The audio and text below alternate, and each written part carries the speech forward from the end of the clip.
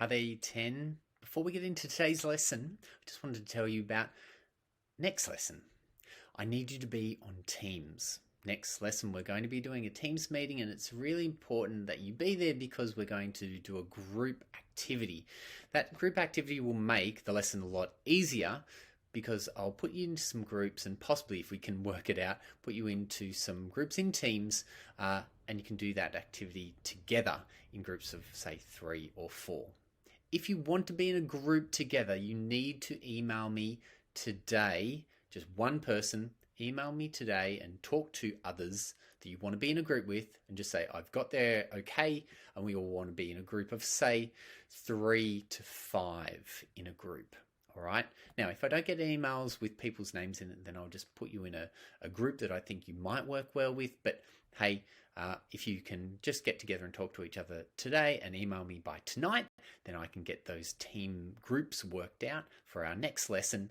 So you're just not randomly in a group because we're going to together work on interactions of these things that we're going to talk about today. So those interactions are a little bit easier if we discuss it as a group. So that's for next lesson. All you need to do today is email me with a team that you want to be in and talk to them beforehand. So one person only in that team emails me with a list of, say, 3 to 5 people. Okay, let's get into today's lesson. What's this all about? Well, you already have given me your opinion about how you impact the world at large, just because you are on this earth for 70 to 100 years. Let's put some meat on the bone. Let's put some specifics.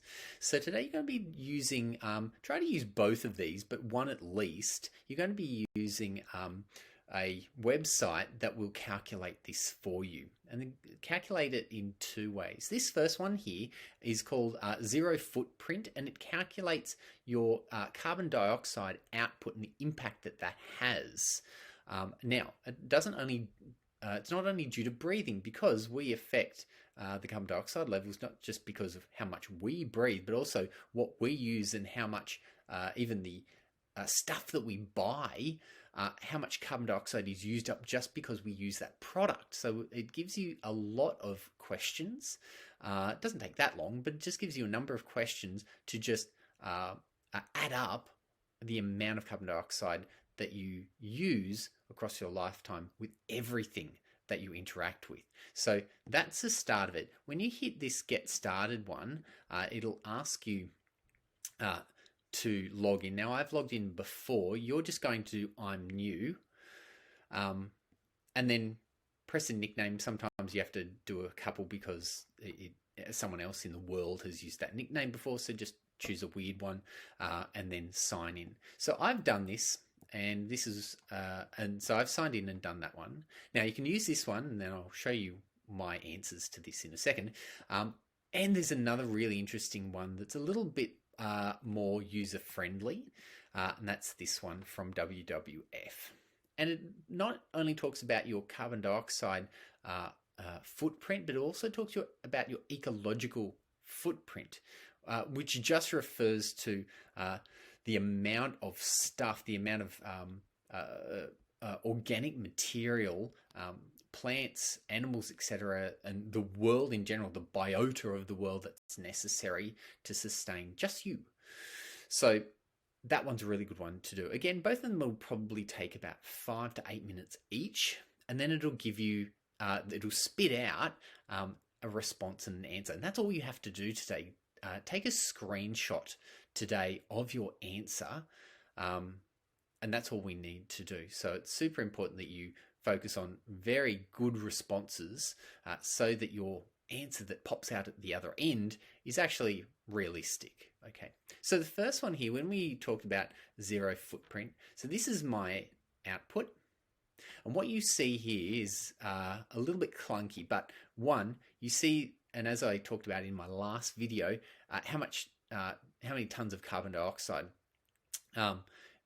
across is my footprint. All right, so here's just under 8 tons of carbon dioxide. No reductions. You'll see why in a minute. Then what the average world one is, and I'm a lot higher than that. And then down here is really interesting. The number of Earths, or the amount of Earths that I've really used up. So I'm using up 3.4 times the Earths that I should, whereas an average person does 2.17. Then I'm going to get you to have a look across country, and then you can enter Australia there, or you can do it via age groups as well, and just have a little browse comparing you to others. Now take a screenshot of yourself as well. Now let's have a look at the WWF. This is my answer after I did the questions. So again, it gives you the amount of Earths, and it gives you some information here to unpack what that is. There we go. Click, come on. There it goes. And I'm a lot less than the US, but on an average person, Germany and China is a lot less than me. But there's a really interesting one here as well, an overshoot day. So if the world takes, let's say the world takes a whole year to just replenish everything that I've used up, well, unfortunately, I'm going to, instead of allowing the world to replenish itself in a year, I'm going to use it up just January, February, March, and half of April. I've used everything for a whole year, and it takes a whole year for it to regenerate or replenish everything that I've used up of this Earth. It takes a whole year, but I've only taken the first few months of each of those years to use up the same amount. So it just puts it into perspective, and you can get the details that are down here. Can I get you to take a screenshot and share those on the discussion page, please, and just add those in, those two things in, just so we can get an idea about. Now, I don't care what these results are.